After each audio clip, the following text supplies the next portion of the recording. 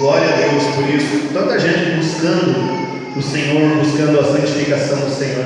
Meus irmãos, eu queria pedir só um favor para vocês antes da gente começar. Quem tem um lugarzinho vago do lado, levanta a mão, que tem alguns irmãos em pé lá no fundo. Ó, os irmãos que estão em pé lá no fundo. Tem lugar vago aqui, ó, mais aqui na frente. Se quiserem chegar, tem alguns lugares vagos por aqui. Eu quero me apresentar para vocês. Primeiramente, meu nome é Fábio, Fábio Fernando Cristo. Eu moro em Prudentópolis, sou casado, tenho 3 filhos, graças a Deus. O grande presente de Deus na vida dos pais são os filhos. Os pais e as mães que estão aqui sabem bem o que eu estou falando. Trabalho na renovação carismática, graças a Deus, já fazem 22 anos, faz tempinho já. Atualmente eu estou coordenando na Diocese o Ministério de Música e Artes. Estou na coordenação do Ministério de Música e Artes e sou coordenador também do meu grupo de oração. Eu vim com esse pessoal que está me acompanhando aqui, que é o Olavo. Fica em pé, Olavo. O Olavo coordena o Ministério de Música lá na nossa cidade, também no Decanato Pinhão 2. A Elisa, que é a esposa do Olavo, e a Adriane, que está sentadinha ali também, que está junto conosco. Hoje, meus irmãos, nós vamos ouvir falar do Espírito Santo, a promessa do Espírito Santo no Antigo Testamento. A promessa do Espírito Santo no Antigo Testamento. Meus irmãos, vejam o seguinte: o Espírito Santo no Antigo Testamento, assim como Jesus no Antigo Testamento, ele foi sendo revelado aos poucos. Outra coisa que eu esqueci de falar para vocês, só antes de continuar. Eu sei que o Padre José já veio algumas vezes aqui, mas ajudamos o Padre José ainda, Eu toquei muito tempo a missa de cura e libertação com ele lá em Prudentópolis. Eu sei que ele já veio aqui, sei que talvez alguns de vocês conheçam ele. Mas o tema que vou trabalhar com vocês hoje, que nós vamos estudar, é justamente isso, o Espírito Santo no Antigo Testamento.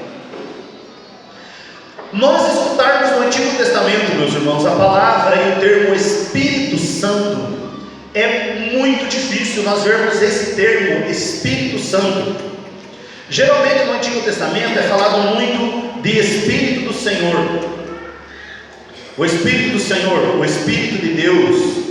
Mas o termo Espírito Santo, ele vai sendo revelado mais quando se chega mais próximo da vinda do Messias, mais próximo da vinda de Jesus.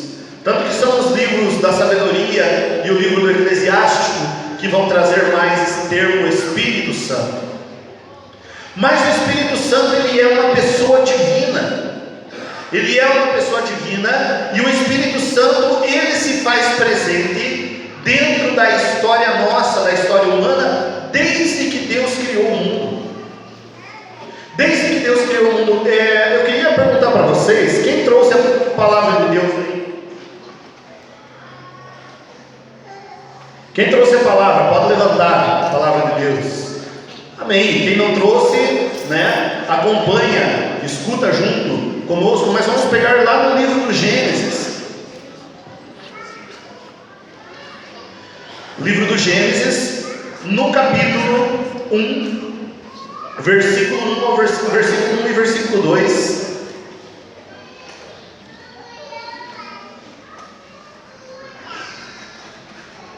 Bíblia Ave Maria, página 49, Bíblia da Edição Ave Maria. Mas Gênesis 1, versículo 1 e versículo 2.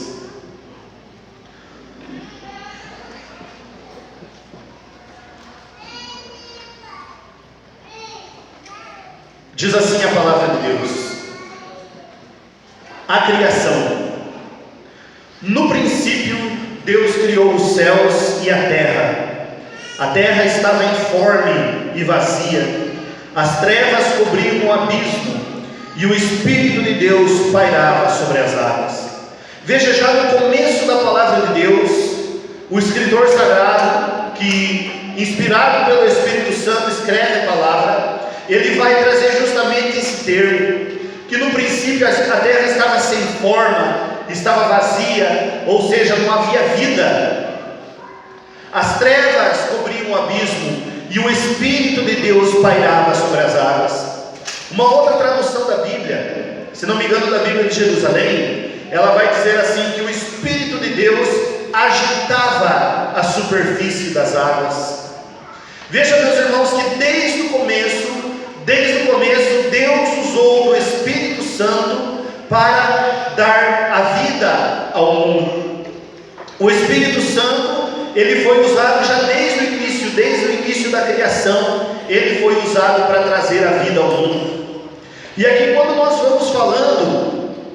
vou falando para vocês de uma outra passagem bíblica, eu vou falando também do sentido do Espírito de Deus. O sentido da passagem, o sentido do símbolo, do Espírito Santo, que eu acho que é importante isso. Por exemplo, meus irmãos, nós sabemos, ali diz que o Espírito estava sobre as águas, e logo nós vamos pegar uma passagem lá no livro de Ezequiel, logo não, mais no final da pregação, uma passagem em Ezequiel 36, em que Deus fala assim: derramarei sobre vós águas puras, que vos purificarão de todas as vossas imundícies e de todas as vossas abominações. Então, um dos símbolos que a igreja associa ao Espírito Santo é o símbolo da água. Por quê, meus irmãos? Porque a água, ela é vida. A água é vida. A geografia nos ensina bastante sobre isso, Por exemplo, nós temos vocês têm aqui um rio, muito grande, que passa indo aqui para o lado sul, que é o Rio Iguaçu. Quanta vida tem no Rio Iguaçu? Vocês já viram, por exemplo, nós temos no Brasil a região do Amazonas, que tem uma quantidade de água muito grande. Quanta vida tem no Amazonas? Mas por que tem muita vida? Porque tem muita água. O que é um deserto, meus irmãos? Um deserto é um local onde não tem água, ou que o índice de água é muito baixo. Assim também, o Espírito Santo na nossa vida de cristãos, nós precisamos ser cristãos que peçamos e que tenhamos que ter essa sede de beber essa água que o Senhor tem para nos dar, porque a água do Espírito Santo, ela é vida. Ela é vida.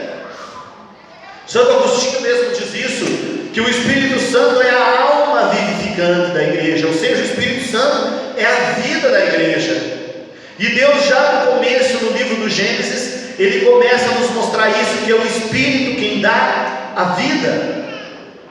Só para confirmar tudo isso que estou falando para vocês, peguem ali só vira a página, Gênesis 2, algumas bíblias não precisam, mas no livro do Gênesis, capítulo 2, versículo 7, nós vamos ler. Nós vemos ali no capítulo 1 que Deus criou todas as coisas, e quando Deus foi criando, Deus via que tudo era muito bom, e no capítulo 2 do livro do Gênesis fala da criação específica do homem e da mulher. E quando Deus criou o homem,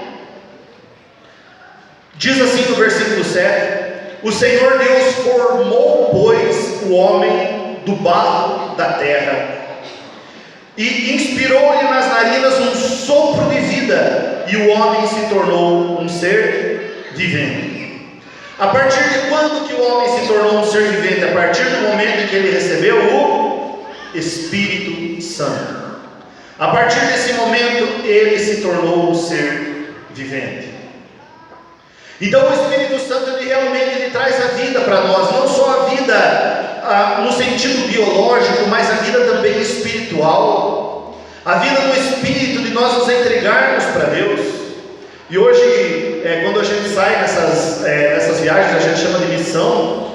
Quando nós saímos nessa missão, nós rezamos primeiro, nós entregamos o encontro, nós rezamos por vocês, e a gente depois vem conversando um pouquinho, e conversando com o Olavo, o Olavo falava justamente isso, que a alegria que ele sente de estar servindo ao Senhor, de estar buscando ao Senhor, porque essa alegria é dada pelo Espírito Santo que coloca dentro de nós a vida.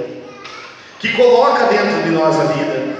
Hoje em dia, meus irmãos, nós vemos aí quantas pessoas sofrendo de muitos problemas que tem nesse mundo nosso. E eu falo para vocês que se nós pedirmos esse sopro de Deus, esse ruar de Deus, eu creio que nós teremos muito mais força para enfrentarmos as dificuldades do nosso dia a dia e para podermos também alavancarmos uma caminhada para o céu. Mas, meus irmãos, o Espírito Santo no Antigo Testamento, entrando um pouquinho mais agora no assunto da pregação mesmo, gente, o Espírito Santo no Antigo Testamento, ele não era derramado sobre qualquer pessoa. Vocês sabiam disso? Não eram todas as pessoas que possuíam o Espírito de Deus. Deus dava o Espírito Santo apenas para alguns homens santos do povo, que iriam conduzir o povo e que iriam fazer o povo voltar para Deus. Mas o Espírito Santo, ele não era dado a todo mundo. Não era dado a todo mundo. Se nós pegarmos aqui o livro do Gênesis e nós formos ver, eu preparei aqui para vocês, gente, eu não sei quantas passagens bíblicas eu peguei. Sei que não vai dar tempo da gente ver todas, mas aí dá umas 20 e poucas passagens que para a gente meditar. Mas o Espírito Santo de Deus, se nós pegarmos o livro do Gênesis e nós vermos alguns personagens escolhidos por Deus, foram cheios do Espírito Santo. Do livro do Gênesis eu quero citar um apenas: José do Egito. Vocês conhecem a história de José do Egito? Quem era José? José era bisneto de Abraão. Abraão, aquele personagem em que Deus disse para Abraão: sai da tua terra e vai até a terra onde eu te mostrar. É uma terra que emana leite e mel. E porque Abraão foi obediente, Deus prometeu a Abraão que a sua descendência seria mais numerosa do que as estrelas do céu e do que as areias da praia do mar. E Abraão obedece. Vocês sabem quantos filhos Abraão teve? Abraão teve 8 filhos. Ok? As pessoas dizem assim geralmente: não, Abraão teve um filho primeiro com Agar, e depois ele teve um filho com Sara, né? Que foi o filho da promessa chamado Isaac. Mas de vez em quando, aqui só para falar para vocês, lá no capítulo 25 do livro do Gênesis, no versículo 1, diz assim que Abraão tomou outra mulher chamada Setura, a qual lhe deu à luz Zanrã, Jequizã, Madã, Madiã, Gesboque e Sué. Ou seja, você contar esses 6 aqui que ele tinha, com mais aqueles outros 2 que ele tinha, dá 8, ele teve 8 filhos. Ele demorou a ter filho, mas depois que teve bastante, né? Ou seja, Abraão, ele tinha todos esses filhos, mas de Isaac teve 2 filhos, um se chamava Esaú e outro se chamava Jacó. O Isaac foi aquele filho que Deus provou a Abraão, que Deus pediu para Abraão: olha, pega teu único filho Isaac, sobe a montanha e oferece ele em sacrifício para mim. E Abraão pega e sobe a montanha, e quando Abraão está no alto do monte, Deus testa a fé de Abraão, falando para ele: agora, né, Abraão, eu sei que você é fiel a mim, eu não quero que você sacrifique teu filho. Isaac, esse filho de Abraão, ele vai ter 2 filhos, um se chamava Esaú e outro se chamava Jacó. Jacó vai ter 12 filhos, 12 filhos e uma filha, né? Eu não lembro a passagem que fala da filha dele, mas é no livro do Gênesis. Ele vai ter 12 filhos. E Jacó, gente, que também se chamava Israel, Jacó, ele teve 2 esposas e ele teve 2 concubinas. O que é concubina? Concubina era como se fosse uma escrava da esposa. E naquele tempo era permitido a poligamia. Ou seja, o que é isso? Um homem casar com várias mulheres. Diz que o rei Davi tinha 300 esposas. Salomão teve 1000 esposas. É por isso que hoje né, os padres não podem casar, porque já deu a cota lá no Antigo Testamento. Não, estou brincando. Mas, então, Jacó teve duas esposas e teve duas concubinas. E a história de Jacó é uma história interessante, porque Jacó, o sogro de Jacó, quando ele foi trabalhar, naquele tempo o casamento era feito por dote. E ele viu uma das filhas ele viu a mulher que ele amou, né, que se chamava Raquel.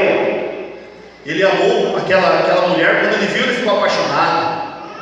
E ele trabalhou 7 anos para poder casar com Raquel. Vê que cara apaixonado, né? 7 anos.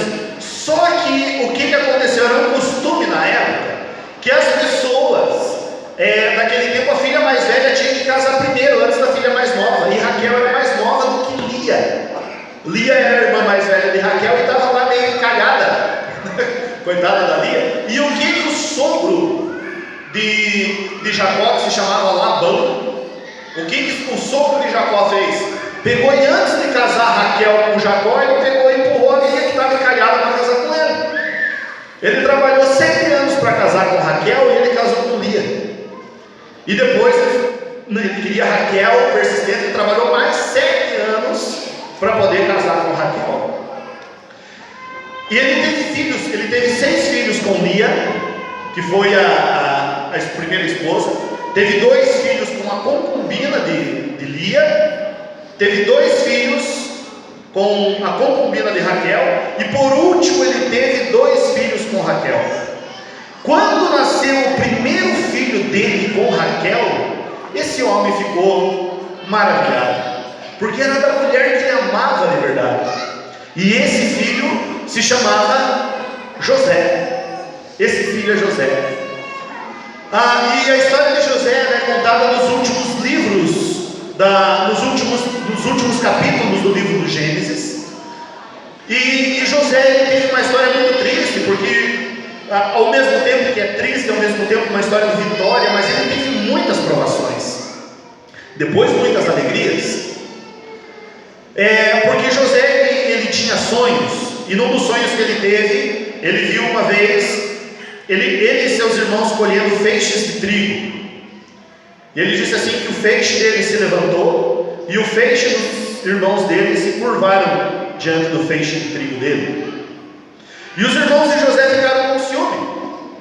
E daí eles falaram: acaso esse nosso irmão acha que nós vamos nos prostrar diante dele?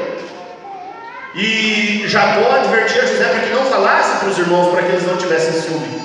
E José tinha uma túnica muito bonita, tinha uma túnica toda colorida. E o que os irmãos de José um dia fizeram? Pegaram José, eles queriam matar José, mas aí um dos irmãos falou assim, um dos irmãos, se não me engano Rubem, um dos irmãos de José falou assim, que não era bom matar para não deixar o sangue do irmão cair sobre eles. E eles pegaram José, jogaram ele numa cisterna, que é um buraco, pegaram aquela túnica de José, mataram o carneiro, jogaram o sangue naquela túnica, levaram para Jacó e disseram: olha, uma fera atacou teu filho e o matou. Imagine que pecado grave, né? Imagine, coitado, quase mataram o coitado do Jacó no coração, ainda isso.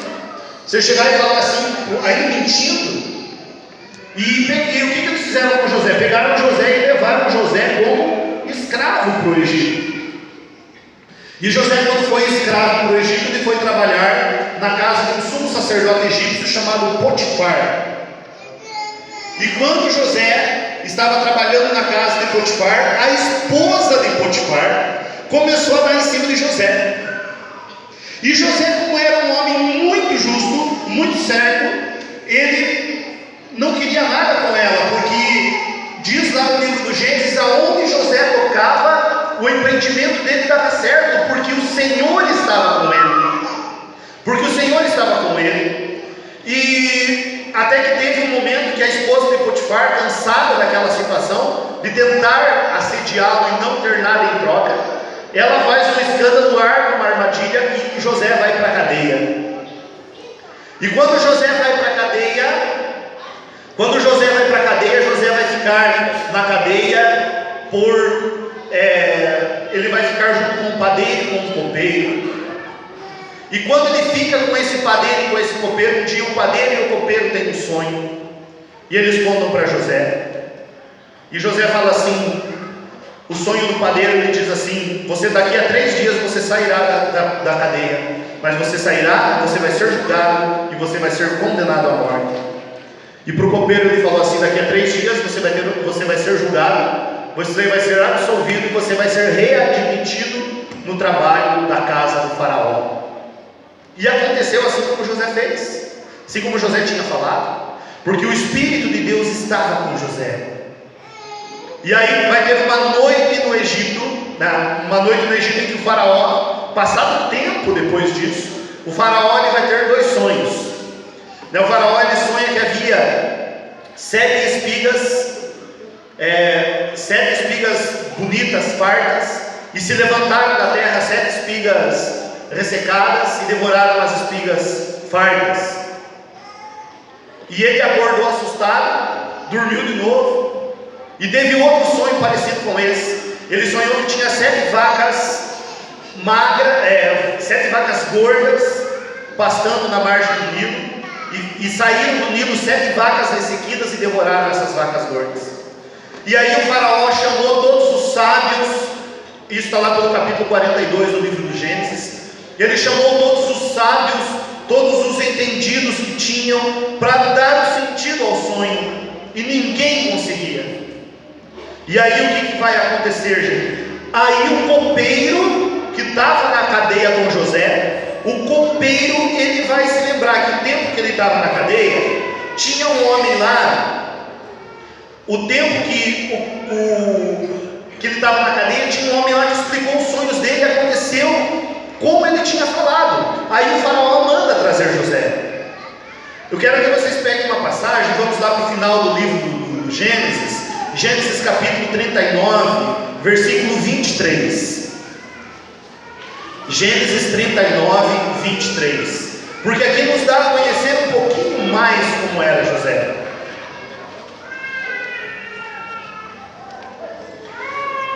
Quando José estava na prisão, Bíblia Ave Maria, página 88.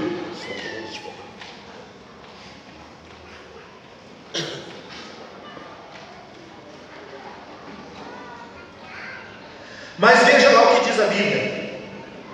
O chefe da prisão não fiscalizava nada do que fazia José. Será que esse cara, ele era, essa pessoa, esse chefe da prisão, será que ele era assim, fazia o serviço dele de qualquer jeito? Não, veja o que diz a palavra de Deus. Porque o Senhor estava com ele, com José, e fazia-lhe prosperar tudo o que empreendia. Quando a Bíblia no Antigo Testamento usa essa expressão, porque o Senhor estava com ele, era porque também o Espírito Santo estava com ele. Tudo aquilo que José fazia prosperava. E ali no capítulo 41, no versículo 32, José dá a interpretação do sonho ao faraó. Esses 2 sonhos das espigas fartas que foram devoradas pelas espigas ressecadas, e das vacas gordas que foram devoradas pelas vacas ressequidas. Ele dá a explicação, ele diz assim, primeiro ele fala assim, não seria ele que revelaria esses sonhos, mas seria o seu Deus que revelaria os sonhos, o sentido dos sonhos. E aí José diz assim, primeiramente, se o sonho é o mesmo, e se aconteceu 2 vezes, é porque isso vai se confirmar. Porque vai se confirmar. Aí José diz assim, que ele fala assim, tanto as 7 vacas gordas quanto as 7 espigas simbolizavam 7 anos de muita fartura que teriam na terra do Egito, e que veriam seguida depois de 7 anos de grande miséria, que seriam as 7 vacas ressequidas e as 7 espigas ressequidas também. E daí o faraó fica preocupado, ele diz assim, o que nós faremos? Ele se preocupou muito com os 7 anos de miséria, porque, gente, olha, o pessoal diz assim, né? Hoje nós estamos vivendo no Brasil, a questão aí, o pessoal diz assim, a gente está vivendo no Brasil a questão de uma crise, as pessoas sabem que essa crise econômica é difícil. Vocês imaginem, gente, 7 anos, você tentar imaginar 7 anos, num país desértico, que vivia às margens do rio Nilo, que tirava das margens do Nilo o seu sustento, ficar 7 anos em miséria. Aquele tempo, gente, a fome que apertava as pessoas era muito maior do que hoje. A fome era algo que era comum a maior parte das pessoas. Então ali estava envolvendo diretamente a questão da vida daquelas pessoas. E veja o que José diz. José fala, capítulo 41, versículo 33, página 90 da Bíblia Ave Maria, capítulo 41, versículo 33. José diz assim: agora, pois, escolha o rei um homem sábio e prudente para pô-lo à testa do país. O que é pô-lo à testa? Pô-lo à frente do país. Nomeie também o faraó administradores no país, que recolham a 5ª parte das colheitas do Egito durante os 7 anos de abundância, 20%. Eles ajuntarão todos os produtos destes bons anos que vêm e armazenarão o trigo nas cidades à disposição do faraó como provisões a conservar. Esses mantimentos formarão para o país uma reserva em previsão dos 7 anos de fome que assolarão o Egito. Dessa forma o país não será arruinado pela fome. Versículo 37. Essas palavras agradaram o faraó e toda a sua gente. Aí o faraó vai dizer: poderíamos, disse-lhe ele, encontrar um homem que tenha tanto como este o Espírito de Deus? Porque vejam, o próprio faraó, ele vai reconhecer que José, nós podemos encontrar alguém como esse que tem tanto do Espírito de Deus. Ou seja, veja, gente, que coisa maravilhosa. E como, sério, como para mim é um sonho isso, a gente rezasse para que a gente tivesse no comando do nosso país um governante como José. Já imaginou, cheio do Espírito de Deus, que pensa primeiramente no bem do povo e não no seu próprio bem? Como seria diferente? Um homem cheio do Espírito de Deus. O faraó reconhece que José era cheio, mas o Espírito era dado para quem era dado? Para poucas pessoas. Um outro personagem que nós vamos ter no Antigo Testamento, que vai chamar bastante atenção, gente, é Moisés. Moisés, quando Moisés nasceu, os hebreus tinham se multiplicado demais no Egito. 430 anos depois de José, desse José que nós lemos, Moisés viveu 430 anos depois. Quando Moisés nasceu, os hebreus tinham se multiplicado demais, e o faraó mandou matar todos os meninos, deixar que as meninas vivessem, mas mandou matar todos os meninos. E a mãe de José, que se chamava Joquebede, o que ela fez? Ela pegou José, criou um cesto, né? Fez um cesto de junco, que era um tipo de vegetação que tem que tinha no Nilo. Pegou, forrou ali, colocou Moisés e soltou Moisés pelo rio Nilo. E a irmã de Moisés, chamada Miriam ou Maria, foi acompanhando Moisés. E o que aconteceu? Aconteceu que Moisés ele entrou dentro da propriedade. Ele entrou dentro da propriedade que era do faraó. E a filha do faraó, segundo os escritos, isso aqui é segundo os escritos do Mar Morto, a filha do faraó diz assim, que ela não tinha filhos. Aliás, a irmã do faraó, ela não tinha filhos, a irmã do faraó, Sete, ela não tinha filhos, e ela, quando viu vindo aquele cesto com aquela criança, ela estava achando que o rio Nilo, porque os egípcios antigamente veneravam o rio Nilo como se fosse um deus, ela estava achando que o rio Nilo estava dando para ela um filho. Então o que ela faz? Ela pega aquele menino e aquele menino, ela vai tratar aquele menino, vai criar aquele menino, e Moisés cresce e vive a sua infância, a sua adolescência, a sua juventude e o início da sua vida adulta junto da corte do faraó. Aos 40 anos, aos 40 anos, quando Moisés estava, falando assim rapidamente da vida de Moisés, aos 40 anos, quando Moisés descobre a sua origem hebraica, ele mata um hebreu, ou ele mata um egípcio para proteger um hebreu. E aí o faraó, sabendo disso, ele vai atrás de Moisés, e Moisés escapa para não ser morto, porque a lei do Egito determinava que quem matasse um egípcio seria punido com a morte. E Moisés foge e vai para o deserto, no deserto de Madian. Lá ele vai conhecer a sua esposa, chamada Zípora ou Séfora, depende da tradução da Bíblia que você pega. E quando ele conhece a sua esposa, ele vai ter os filhos, Seu sogro era alto sacerdote de Midian, chamado Jetro, e Moisés vira pastor de ovelhas. E num determinado momento, isso se encontra lá no livro do Êxodo, no capítulo 3, num determinado momento, o que acontece com Moisés? Acontece que Deus aparece para Moisés numa sarça e diz para Moisés: eu escutei o clamor do meu povo que está no Egito, eu dou o poder para você ir diante do faraó e libertar o meu povo. E Moisés tentou de todo jeito se desviar de Deus e não teve como. Muitas vezes a história de Moisés é meio parecida com a nossa, Deus quantas vezes chama a gente, chama, e a gente, que nem magrão, é pium para cá, pium para lá. Quem é pescador sabe que eu estou falando do bagre, Quem gosta de pescar aí, levanta a mão.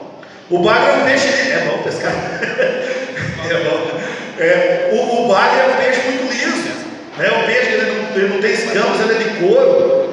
Então você vai pegar, se for pegar no corpo dele, ele pode escapar, E de vez em quando Deus chama a gente, e a gente é que nem o bagre. A gente está tentando escapar de Deus. E Moisés tentou fazer isso, mas não conseguiu. E aí Moisés vai até o Egito. E Moisés, assim, passar mais rapidinho aqui, Moisés ele liberta o povo da escravidão, faz passar pelo Mar Vermelho. E quando Moisés está caminhando no deserto com o povo, vai ter um episódio, gente, em que Moisés se queixa para Deus. Moisés tinha uma intimidade com Deus muito grande. Diz lá no livro do Êxodo que Moisés entrava na tenda e baixava a glória de Deus numa nuvem na tenda, e aquilo ali ficava dando raios. Dá para você imaginar isso? Ficava dando raios ali naquela tenda, e as pessoas ficavam de longe olhando assombradas, Moisés, diz a palavra de Deus que Moisés conversava com Deus como um amigo, face a face. Ei, que intimidade com Deus! E uma vez Deus pede algo para Moisés, isso se encontra nos livro de Números, capítulo 11. Moisés pede algo para Deus pede algo para Moisés, e Moisés fala assim: Senhor, está muito pesado para mim. Moisés diz isso: não fui eu que gerei esse povo. E aí o que Moisés pede? Acaso não poderia, Moisés dizendo para Deus, acaso não poderia ter mais pessoas para me ajudar a conduzir esse povo? E aí o que Deus vai fazer, gente? Diz a palavra de Deus que Deus vai pegar o mesmo espírito que tinha em Moisés e vai dar esse espírito para mais 70 pessoas, 70 anciãos. Quem está com a palavra de Deus aí, abre lá Números 11, versículo 24.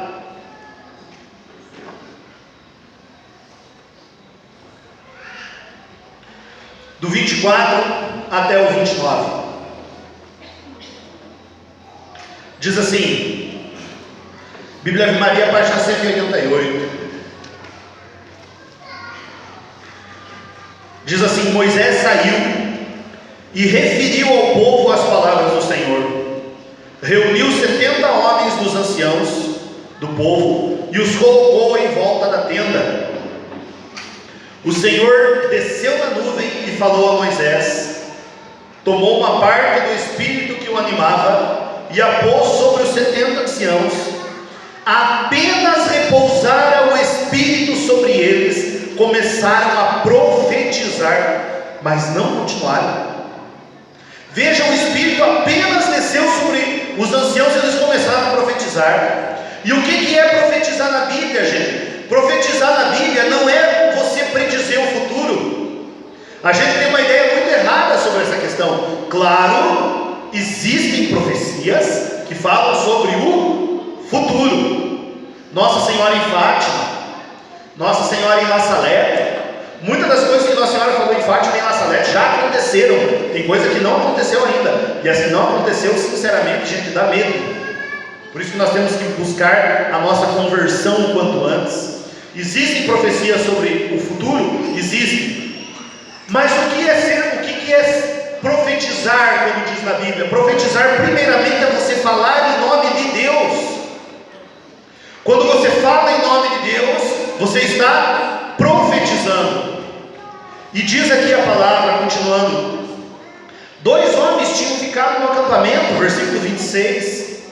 Um chamava-se Eldade e o outro Medade, e o Espírito repousou também sobre eles, pois tinham sido alistados, mas não tinham ido à tenda, e profetizavam no acampamento. Veja, dos 70, teve 2 que ficou no acampamento, 68 foram lá na tenda. Moisés nomeou 70. O Espírito caiu sobre os 68 lá. Eles estavam profetizando, mas também o Espírito caiu sobre aqueles 2 que não foram. Por quê? Porque quando Deus dá uma ordem a alguns dos seus servos, alguma das pessoas que está liderando, está à frente da igreja, Deus cumpre, Deus é fiel. E daí diz a palavra de Deus: um jovem correu a dar notícias a Moisés, Eldade e Medade, disse ele, profetizam no acampamento. Então Josué, filho de Nun, servo de Moisés, desde a sua juventude tomou a palavra. Moisés, disse ele, meu senhor, impede-os. O que Josué pediu? Moisés, impede Eldade e Medade, que estavam fora do acampamento, de profetizar. E veja o que Moisés responde, versículo 29. Moisés, porém, respondeu: porque és tão zeloso por mim? Ou seja, o que Moisés está falando? Você tem muito respeito humano comigo, muito respeito humano comigo. Provera a Deus que todo o povo do Senhor profetizasse e que o Senhor lhe desse o seu espírito. Veja o que Moisés diz: provera a Deus que todo o povo profetizasse e que Deus desse o espírito para todos. Meus irmãos, o que Moisés não pôde ver no Antigo Testamento, nós podemos ver hoje. Porque esse Espírito prometido no Antigo Testamento para todos, esse Espírito que foi prometido para ser dado a todo mundo, Moisés não viu. Moisés não viu isso acontecer, porque a revelação do Espírito Santo, juntamente com a revelação de Jesus Cristo Messias, no Antigo Testamento, ela foi gradativa. E isso nos ensina o catecismo da igreja. Ela foi gradativa. E eu quero pegar com vocês aqui mais uma passagem. Gente, teria várias outras aqui para pegar, bastante mesmo, mas eu quero pegar aqui com vocês uma passagem no livro do profeta Ezequiel. Nós vamos bem para frente na Bíblia agora. Livro do profeta Ezequiel, no capítulo 36, versículo 25 e 26 e 27. Ezequiel 36, versículos 25, 26 e 27.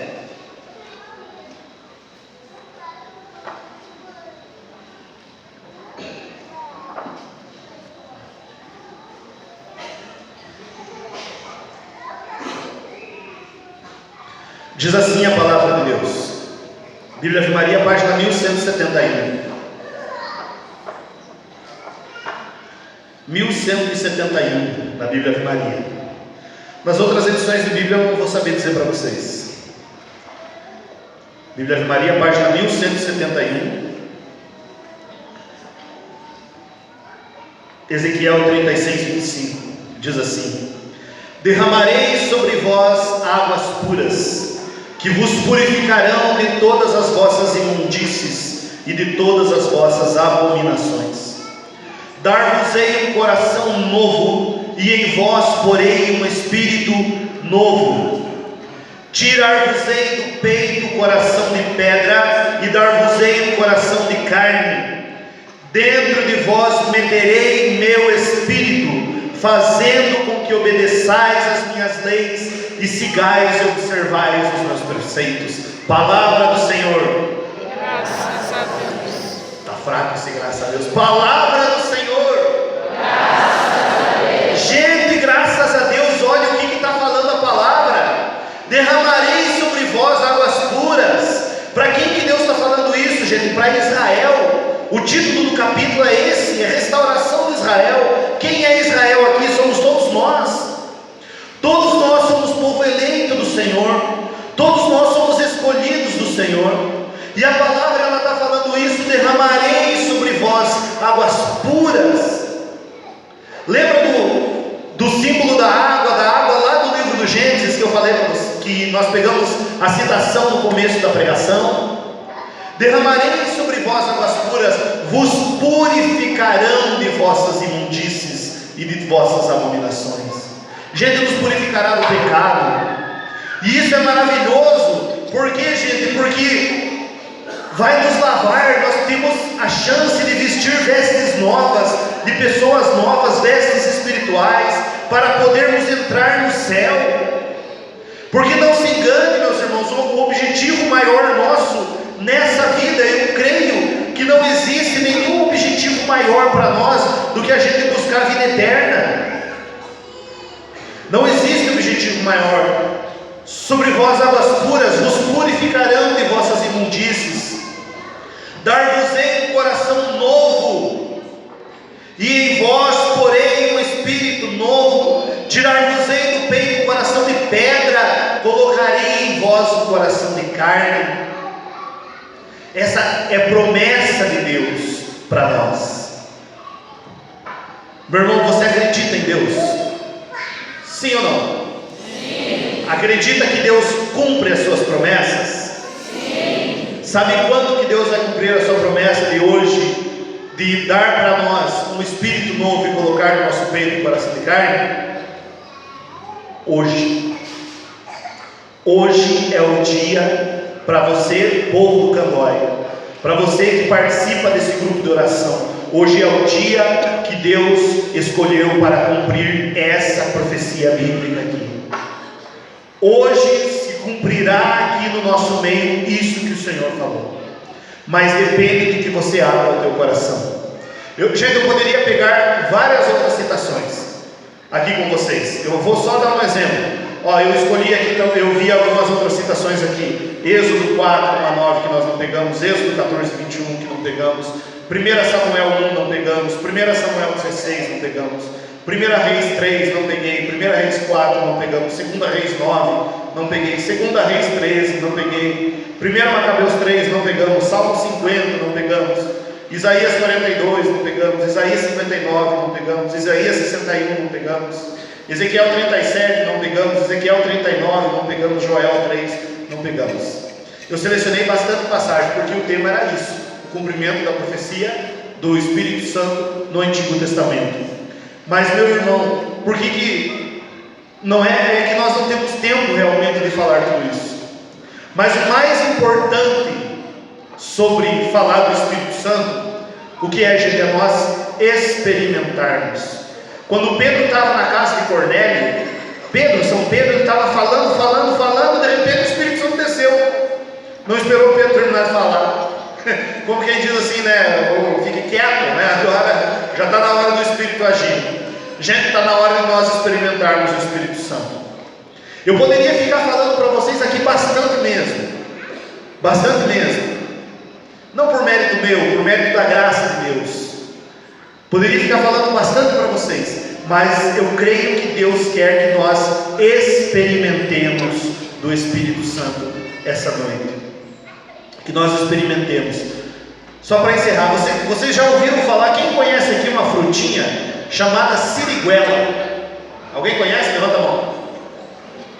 Por que eu estou falando da siriguela? Porque quase ninguém conhece. Eu também não conheço, para falar a verdade para vocês. Só ouvi falar desse negócio, vi na foto dela e tal, tudo isso. Gente, eu poderia ficar falando aqui para vocês das propriedades medicinais da siriguela, e receita de suco, e receita de doce de siriguela, deve ser difícil fazer, né? Mas, e receita de um monte de coisa de siriguela. Não seria mais fácil eu chegar aqui para vocês com uma cestona de siriguela e distribuir para todo mundo aqui uma siriguela? Vocês iam ver a siriguela, iam saber como é que ela é, iam experimentar, iam sentir o sabor. É muito mais fácil a gente saber dessa forma, não é?